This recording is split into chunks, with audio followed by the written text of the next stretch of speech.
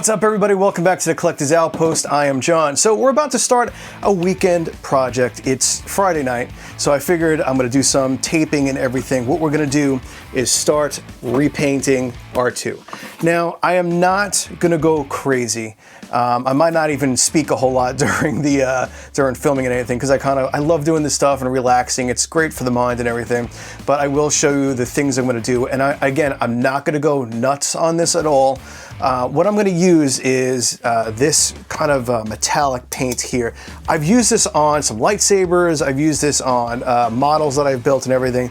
This has a beautiful look. Now, I took a Luke lightsaber that I have. Well, it's actually not a lightsaber. It's a light. It's an LED lamp. So, but let me show you if it translates right. So this is the normal paint job, right? And that metallic paint that kind of looks like that. I don't know if it's translating well on screen. So you can see like the flat, more plasticky look, you know, and then when you turn it, has that more shine, that more aluminum, like polished look. So we're gonna kind of go with that. And then we're gonna repaint the blues, because I have to, you know, do a coat of gray or silver on this, and we're gonna have to repaint the blues. Now here's the blue that it comes with here. All right, it's okay. It's very flat, doesn't really have much of a punch. And what I'm gonna do is use this blue. So this is a test paint, all right? I don't know how close I can get there, but you can see it has those tiny little silver sparkles in it. It looks a lot like a deep blue car paint. Right, and that is this paint here. I've used this also on a couple of model kits and everything. Absolutely love this metallic paint here. So I don't know if you can see it on the cap there. So we're gonna use that for the blues. So I'm not gonna go crazy and paint the whole R2 unit. It's mostly just the dome that's gonna get painted, the silver and the blue. And I think over here, I'm not 100% sure, but I may wanna pull the projector off and paint around there black, because in A New Hope that is black. So I've got all my painter's tape here. And what I'm gonna do is do this first, let this dry overnight, then probably go back and do the blue. There's a lot of things in here that really should be filled in, you know, because there's a lot of imperfections in the mold itself. But I'll be honest with you, it's just a whole ton of work I'm not sure I really feel like digging into, because you touch one thing and then you really have to, you know, you put some filler in there, and then you gotta like start sanding anything. There are some of these seam lines right here where the top of the dome meets the round side over here. I think, gonna try to sand those down a little bit just to make them a little bit more flush. And after that, we're basically just gonna put some weathering on the R2 unit itself. It actually has some weathering on it, so let's get started.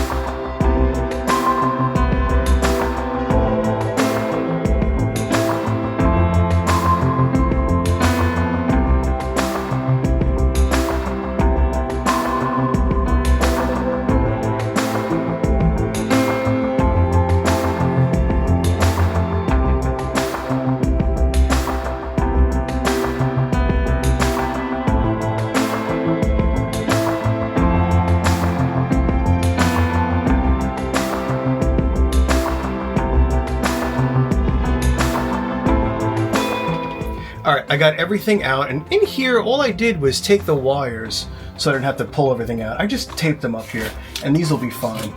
And what I'll do, I'll just put a little piece of masking tape and everything over the holes so that paint and everything doesn't get in, but this is gonna work out great. Super simple to take apart.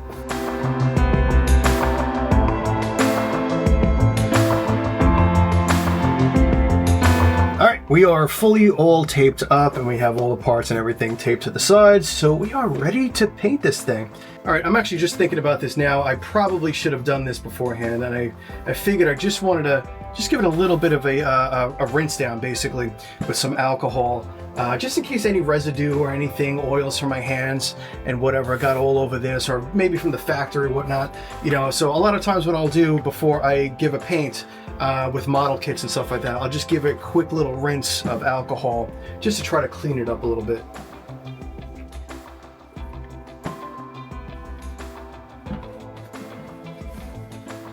And again, I probably should have done this before I put the tape and everything on, but I think it'll be fun. I've been kind of up and down with what I wanted to do first, whether I wanted to do the blue first and then mask over the blue and then put the silver on, or if I wanted to do a coat of the silver and then mask the silver. And it's really weird. Yeah, maybe we'll do the blue and then we'll go back over with the silver. All right, I have 1,000 grip paper, sandpaper, and what I'm gonna do, try to take down some of these seams here, you know, where they have it together, because some of them are very, very strong. Some of them are okay. I just want to see if I can lightly take them down just a little bit.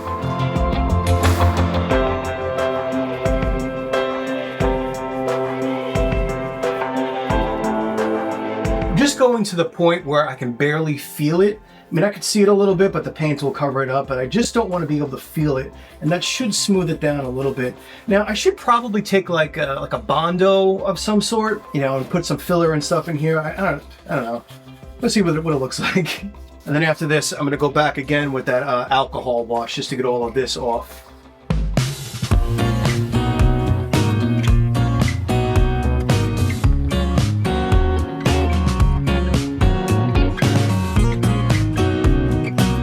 I think for my purposes, this is going to be more than fine. Now, again, you can go in there with some good filler and like a Bondo or whatever, get rid of all of the seams and all of the imperfections in the mold, you know, fill that all out and resand the whole thing down. You know, I just don't feel like doing all that work. I think this is going to look just fine, you know, for my needs. So if you wind up doing this, take everything apart, get everything sand down, and then do a little quick alcohol bath just to kind of clean it off, because now I got to do this again. There's like little dusts and everything from the sanding and everything, so I want to get all of that nice and cleaned off.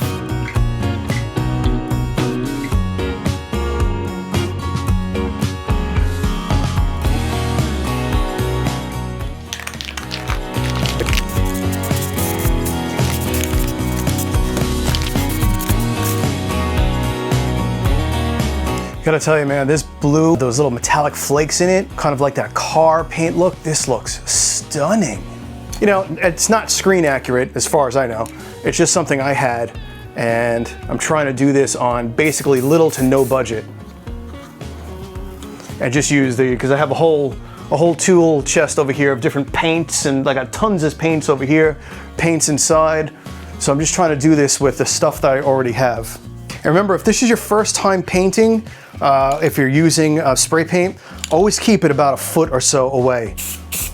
You know, and light coat. You see how I'm kind of just going psst, psst, psst. Never go shh. It'll drip everywhere. Tiny, tiny light coats, multiple coats. All right, so we're gonna let this dry really, really well, hours. Just gonna let it sit overnight. Then tomorrow morning, we're gonna come back and we're gonna mask off all of the blue sections here. And what we're gonna do is do the silver coat on top of it. God, my goodness, that blue looks so good. Just give a really good look.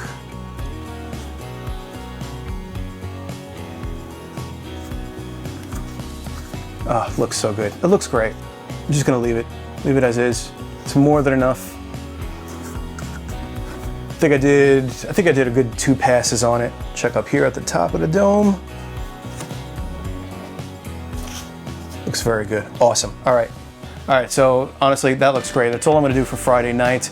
And tomorrow morning, Saturday morning, I'll get up and I'll start masking all this stuff off, all the blues, and then we're gonna give it a nice coat of silver so that we look a little bit more screen-like, a little bit more movie accurate, dirty, kind of how he looks in the films, and I think we'll be set. And I almost forgot that we have some blue around the chest pieces. So we got those 3 stripes up front and this piece here. The rest, I don't think I'm gonna repaint, honestly, because I think it's pretty good. And I'm gonna leave this this silver as is. I don't think I'm gonna repaint the silver. Just wanna do the blue.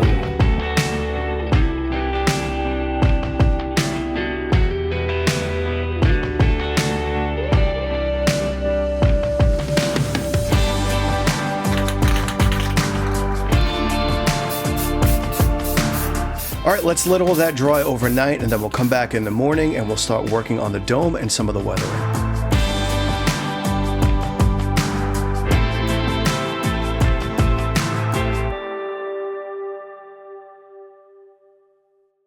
All right, weekend project part 2. It's Saturday morning now. So we let the dome blue dry up all night and everything. So all I gotta do now is that I have to start taping all of the blue up because we're gonna do the silver part of the dome today. The more time you put into masking things off, the better the paint job's gonna turn out. Now, I didn't have any on hand and I was trying to use everything I had, but I do highly recommend using delicate surface painter's tape. That way it does not ruin the paint job that you just put on there. I didn't have any problems with using the regular painter's tape that I had, but there was a couple of times I thought it was a little hard to pull off and I was worried about the paint coming right off that I just put on. The masking process is the most annoying, tedious thing on earth, so I'm glad it's done, but let's go. So this is the silver we're going to use.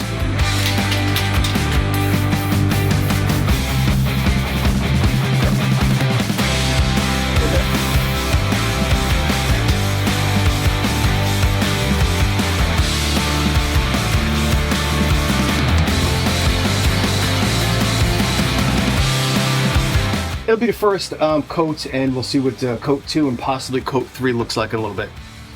All right, so it's been a couple hours and the paint's been drying and it looks really, really good for the most part. There was a couple of, unfortunately, some little mishaps with a couple of hairs and stuff that got on there, like little dog hairs or something. A couple of them came out already. All right, let's go in for another coat.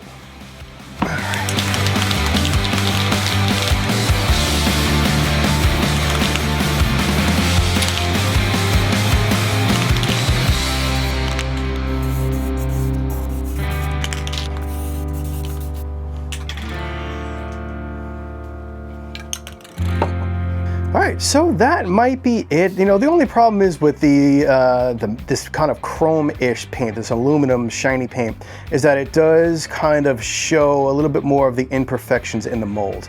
All right, so this is what we got here. So we can see that really nice shine, you know, so it's really looking way more metal now than plastic like before. But you can see kind of a little bit more of these imperfections kind of pop out a little bit more from the mold. You know, so that's the only problems. You can see these lines here and these lines here and lines there. All right, let's let that dry for a few hours and we'll come back in a little bit. All right, here we are. It's actually been drying for a few hours now. I just want to take off the masking and I'm going to toss it back on R2's body over there. And I think what I'm going to do is just let this sit overnight. So this is really, really, really dry, you know, fully dry all the way through.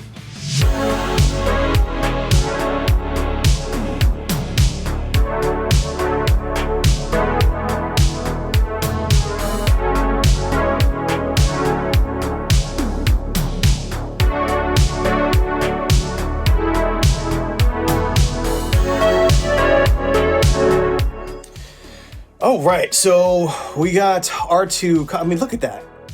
Look at that dome. That looks 100 times better than right out of the box. But is it perfect? Not at all. We still have a handful of work to do. As we go, I'm actually gonna try to, when I'm putting the black wash and everything on, is in between each one of these, you can see it like on this little dome top piece over here. The blue didn't get all the way down, but that's okay because the plan was when I put the black wash in, I want to fill in between the blue and the silver in those little crevices. I want to make those black. So I didn't really care about that. So when I'm going back and putting a black wash in, I'm going to make sure I get right into those crevices so that the black paint sits in there. Let me flip this around to the better camera. Look at that. That is so much better. I'll put a side by side of this and the original on here, but you know, we're getting there. We're getting much closer to what I feel is going to be a much better version. Overall, really, really happy with the coloring so far and the silver. And man, this already leveled it up pretty nicely. What do you guys think so far?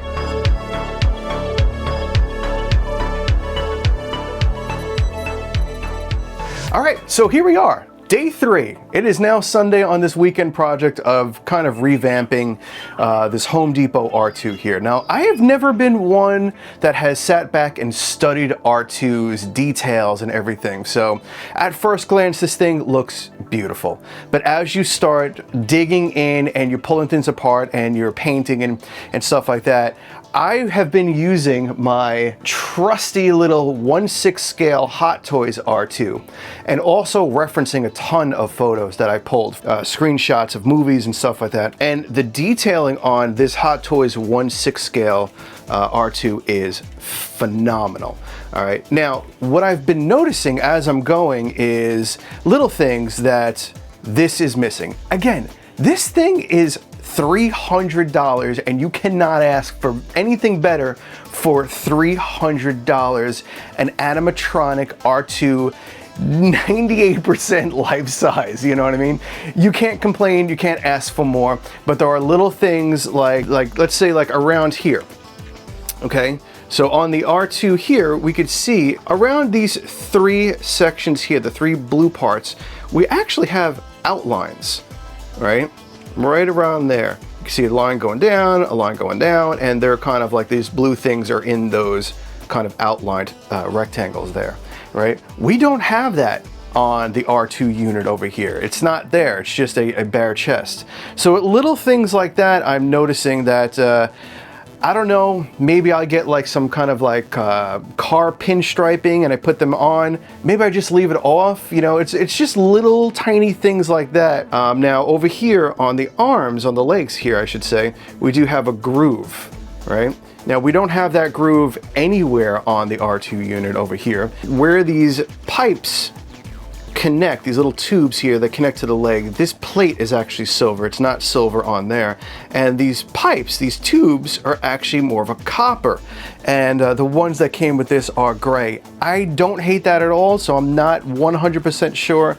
I'm really gonna go back and fix that. These do look like a braided flexi tube, which you could probably grab flexi tube just at Home Depot or your local hardware store and you know, stuff like that. And another thing is on the body itself, all of these sections here, right, they're all kind of bubbled out. They're like embossed, you can feel them. But on the regular R2, these are just kind of like cut in.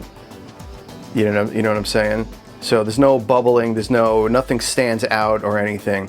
And these are kind of embossed out, so you can actually feel all that stuff. So, and also these parts here, you can see that pieces of them are flat. Like this is flat, but then it goes in a little bit there, and you know, over there it also goes in a little bit there. The R2 unit from Home Depot is just a flat piece. But I just wanted to point out some differences that I've come across during this whole weathering and disassembling R2, and you know, thinking about how I'm going to paint it and everything. But again, you can't ask for anything more for $300 for an animatronic R2 at almost 100% life size. Supposedly it's just a little bit shorter than life size. And I also just realized that while I was painting, I forgot to do this. I forgot to do the center there silver, and I actually painted that blue. And even though I mentioned it that it shouldn't be like that, I did it anyway. Could have made my life a little easier and not had to mask something off, but here we are. But like down over here, I do like the weathering in these little sections here. All right, so let's get going on this. This is, you know, where we're at so far. The dome looks absolutely stunning. Got rid of that plastic look. We have that nice car blue-ish tone here with that metallic sheen to it. I didn't wind up painting this because honestly I forgot, so I guess I'm just gonna leave that like that, but I believe this should be black. It's even on, let me see here, it's even black on the R2 on the 6 scale figure there. And we're kind of going to follow the 6 scale figure just as reference since it's right here. It's just sitting on my shelf. But let me go grab some paint and we're going to start mixing up some black wash.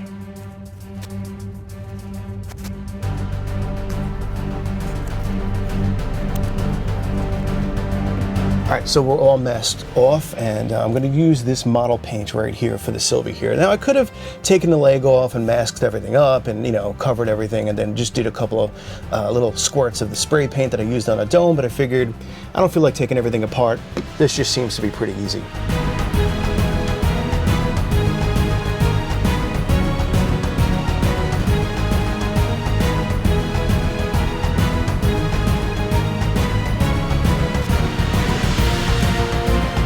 Yeah, see, it adds a nice little touch of detail. It helps separate that little section from the foot itself.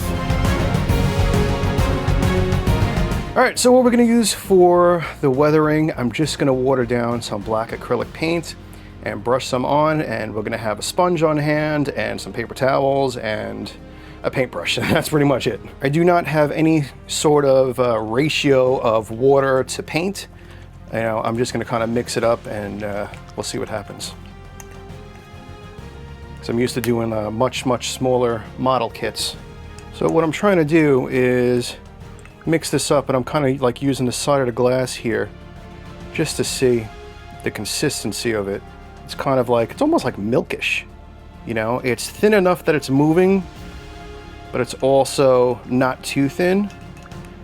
We're gonna try to start with that, and then we can adjust as we go. Okay, paper towels, sponge, and I guess let's hope for the best.